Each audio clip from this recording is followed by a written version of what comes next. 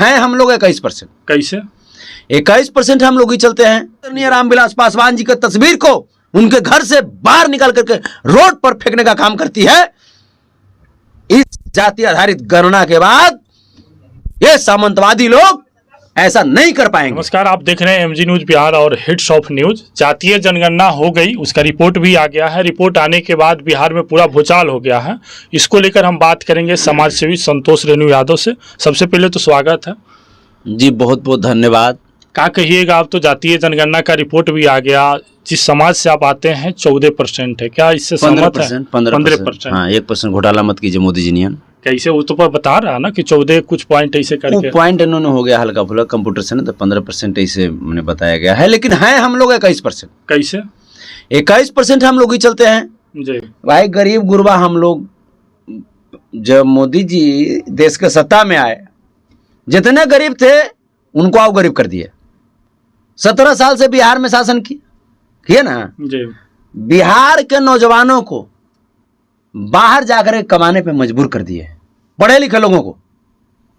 स्थिति ये हो गई कि हमारे जितने भी जो भाई लोग थे वो देश के विभिन्न कोने में रहने लगे, विदेशों में रहने लगे अपनी जीविका उपार्जन के लिए। उनका जनसंख्या काउंट नहीं हुआ है, तो ये जो बताया गया है 15%, वो अभी आओ बढ़ेगा, 7% आओ बढ़ेगा, 21% है। फिर से जनगणना होगी क्या? तो मोदी जी को हटाएंगे हम लोग, फिर कराएंगे जनगणना। अच्छा, जैसे आप कह रहे हैं कि बिहार से लोग जो पलायन किए हैं, आखिर बिहार से लोग पलायन क्या करता है? ये चलते कि भाजपा की सरकार था 17 साल। अच्छा, भाजपा सब लूट लिया। अभी सरकार है ना आपका, और धीरे धीरे लोग आ रहे हैं, धीरे धीरे लोग आ रहे हैं अब। लेकिन जातीय जनगणना से क्या बिहार को क्या फायदा होगा, क्या विकास होगा? सवाल बहुत, तो देश को फायदा है। कैसे बताइए? लेकिन मोदी जी को समझ में आवे था ना।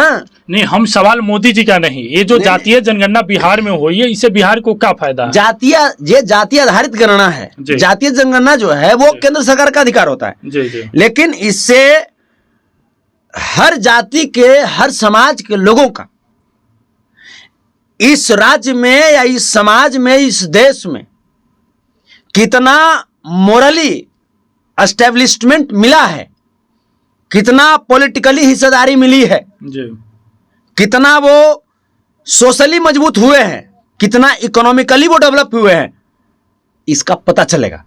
और जो सरकार जो योजनाएं बनाएंगी, वो योजनाओं को बनाते समय इन बातों का ध्यान रखा जाएगा कि ताकि वो हर प्रत्येक व्यक्ति जो कि बिल्कुल जमीन पे बैठे हुए हैं उनके पास तक स्पेशल योजना बने और योजना का लाभ लेकर के वो भी खड़ा होकर के टहलना शुरू करे, दौड़ना शुरू करे। इसमें हिस्सेदारी की बात हो रही है, इसका क्या मतलब है? तो क्या नहीं होगा, उस हिस्सेदारी से बिहार को क्या फायदा होगा? है क्या फायदा है? आप ये बताइए। 86% की जो हमारी आबादी है, 86% की जो आबादी है, उनके पास मात्र 61% इस देश की संपदा है जी। मात्र 61%। और जो 14% की जो आबादी है उनके पास 39% संपदा है। बताइए ये कैसे होगा? तब तो बताइए, एक व्यक्ति के पास 1% की अगर हम बात कर रहे हैं, 1% के पास 1% भी संपत्ति नहीं है, 1% भी संपत्ति नहीं है। इतनी आर्थिक विषमता। अभी सामाजिक विषमता की तो बात छोड़ दीजिए, सामाजिक विषमता आज भी है। आप देख रहे होंगे जितने भी भाजपाई स्टेट हैं, उन स्टेटों में आज हमारे SC ST समाज के भाइयों को सौतेलेपन व्यवहार से देखा जाता है। हमारे अल्पसंख्यक समाज के भाइयों को उग्रवादी कहा जाता है। पार्लियामेंट में भाजपा सांसद रमेश बिधुई ने दानिश अली जी को, जो कि एक सम्मानित सांसद हैं, उनको उग्रवादी कहा, आतंकवादी कहा, मौला मुल्ला कटुआ सब कहा है। एक सम्मानित व्यक्ति को, एक वो व्यक्ति जो लोकतांत्रिक पद पे हैं, जिनको एक कॉन्स्टिट्यूशन ने चुना है, उनको इस प्रकार का शब्द कह करके अपमानित किया, यह देश का अपमान है। तो ये जो बातें जो अभी जो भाजपा कर रही है, उन बातों को गंभीरता से ध्यान दे करके लालू प्रसाद यादव जी ने यह विचार किया कि अब गिनना जरूरी है लोगों को, लोगों की स्टेटस, कंडीशन, तमाम चीजों का आकलन करना जरूरी है। और तब जाकर के ये सब सारा चीज हुआ। इससे बहुत फायदा होगा। ये हिस्सेदारी जो 14% है उनके पास 39% देश की संपत्ति है। जी काहे जरूरी है उसके पास? एगो के पास 39% रहेगा, 14% वाला के पास 2% से भी ज्यादा है ना जी। बिल्कुल 2% से भी ज्यादा, लगभग 3% संपत्ति है। 1% के पास 3% संपत्ति है, इधर 1% के पास 1% संपत्ति नहीं रहेगा, कैसे देश विकास करेगा? लेकिन अब इससे क्लियर हो जाएगा, सब दम क्लियर होगा, दम क्लियर होगा। हिस्सेदारी के तहत सभी को नौकरी मिलेगा सरकार द्वारा? बिल्कुल कैसे मिलेगा? बिल्कुल मिलना चाहिए। मान ले कि यादव 14% में है, कैसे उनको नौकरी मिलेगा? वही इसी चीज के लिए तो बना है जी। जैसे एक तो यादव समाज हो गए, हमारे ऐसे छोटे छोटे बहुत सारे समाज के मेरे भाई हैं जो छोटे छोटे संख्या में हैं, वो भी सम्मानित हैं। उन्होंने भी देश की आजादी में और देश के निर्माण में अपना बहुमूल्य योगदान दिया है, उनके भी समाज के लोगों ने दिया है।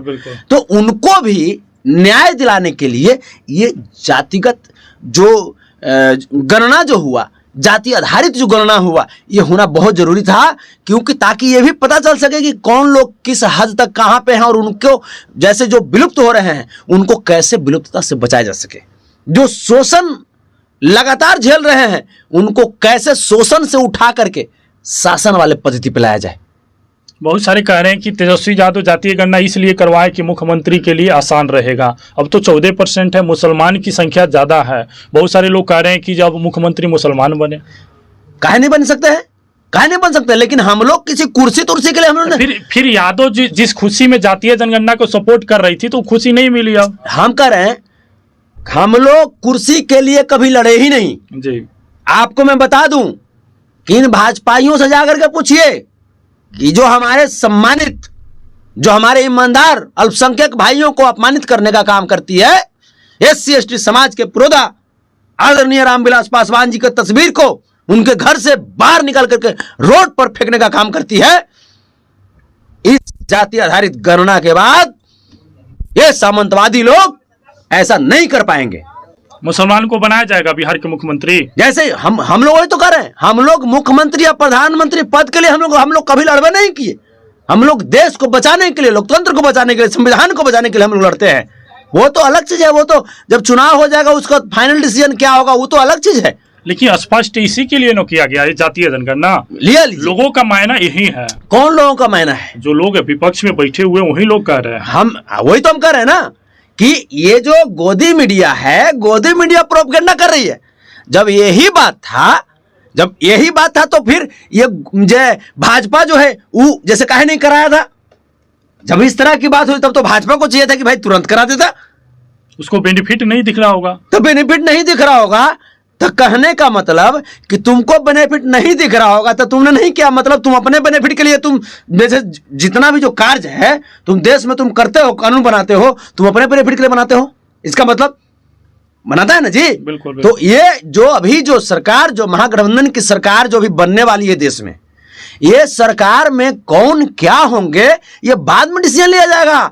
पहले डिसीजन है कि देश के संविधान को बचाया जाएगा, देश के लोकतंत्र को बचाया जाएगा। जो हमारे ओबीसी के भाई लोग, ईबीसी के भाई लोग, जो SC ST भाई लोग हैं, माइनॉरिटी समाज के भाई लोग हैं, जिनके साथ शोषण किया जाता है, उनको शोषण के जगह से उठा करके और शासन वाले जगह पे लाया जाएगा। वो भी अब शासन करेंगे, उनको भी शासन करने का अधिकार है, क्योंकि देश के निर्माण में आप भी टैक्स देते हैं, SC ST समाज के भाई लोग भी टैक्स देते हैं, सब लोग टैक्स देते हैं ना। जी। हम कपड़ा खरीदते हैं, पानी पीते हैं, यहाँ तक कि मरते वक्त कफन भी खरीदते हैं, उसमें भी टैक्स देते हैं, देते हैं ना।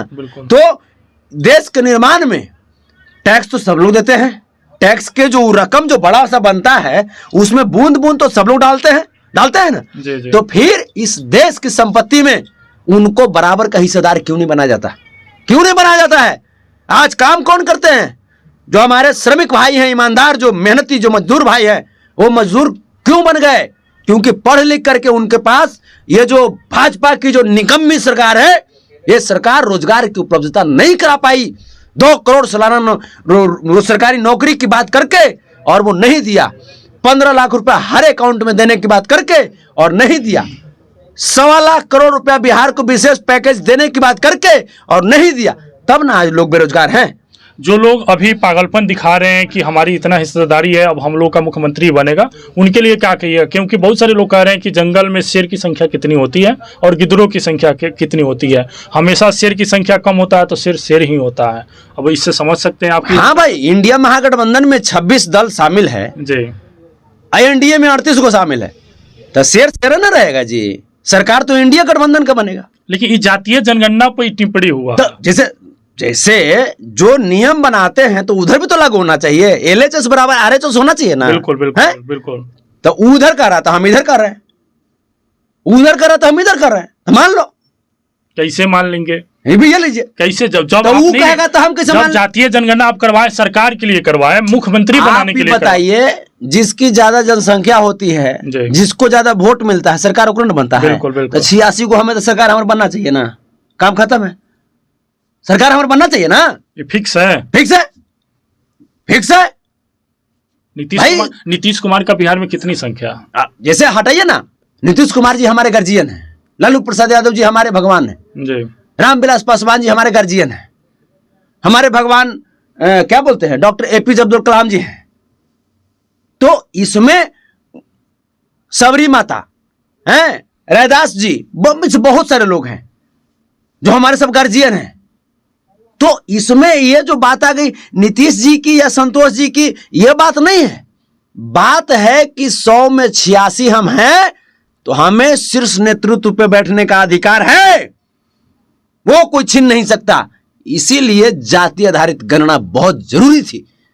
इससे बिहार को बेनिफिट निश्चित तौर पर मिलेगी, रोजगार मिलेगी, पूरे देश को बेनिफिट मिलेगा, पूरे देश को। तब कैसे कहना, बिहार में हुआ तो बिहारी को ना बात करेंगे आप? पूरे देश, ये लीजिए, बिहार में हुआ तो बिहार देश से बाहर नहीं ना है, नहीं देश में है जी। और बिहार के लोग जो हैं वो आज पूरे देश का निर्माण करते हैं।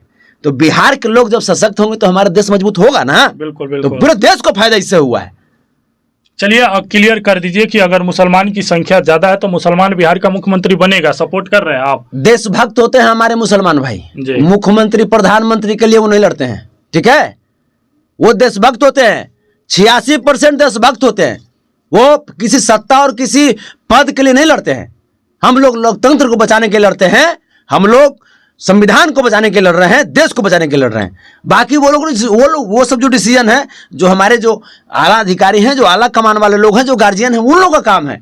हमने का काम है कि भाई पहला सफलता मिल गया कि भाई जो गरीब लोग हैं, जो यहां तक कि जो सबसे घृणित कार्य जिसको माना जाता है, वो भी जो कार्य जो व्यक्ति करते थे, उनको भी आज अधिकार मिला है।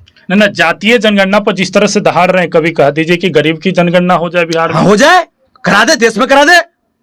बेरोजगार की जनसंख्या जैसे घोषित कर दे मोदी जी, अगर है हिम्मत तो कर दे। हम तो कहते हैं बेरोजगारों का लाइन लगा दे, बेरोजगार मेला लगा दे मोदी जी, अगर है हिम्मत तो लगा दे भाजपा वाला, जान जाएंगे हम। बर्बाद कर दिया देश को ये सब मोदी जी। तब आज देश पे 174.8 लाख करोड़ रुपए का विदेशी कर्ज है, जो अगले आने वाले 100 सालों में भी नहीं चुकाया जा सकता। इसी को समझिए। लेकिन आप अपनी सरकार से कहिए कि गरीब की जनगणना करा ले बिहार में। फिर कहते नहीं गरीब है ना है, अपनी सरकार से कहा 86% के लोग गरीब है ना है, ये अमीर है नहीं जी। इन लोगों को कहां, इन लोगों को हमेशा शोषण किया गया। समाज में असली भागीदारी नहीं 86 की जब बात कर रहे हैं तो जाति जनगणना तो हो गई, तो गरीब का जनगणना हो जाए। तो ये तो उसी में ना हुआ कि आर्थिक स्तर पे कौन कितने कमजोर हैं जी, वो तो हो ही गया। लालू जी की विचारधारा हमेशा देश को मजबूती प्रदान करने वाली होती है। देश के एक एक गरीबों को जमीन से उठा करके और कुर्सी तक लाने की होती है, खटिया पे बैठाने की होती है, पलंग पे बैठाने की होती है। लालू प्रसाद यादव भगवान ऐसे ही नहीं जैसे बोले जाते गरीबों के, उन्होंने ऐसा किया है और उनको फॉलो किया तेजस्वी यादव जी ने, तेज प्रताप यादव जी ने, नीतीश कुमार जी ने। इसके लिए इन लोगों को भी बधाई।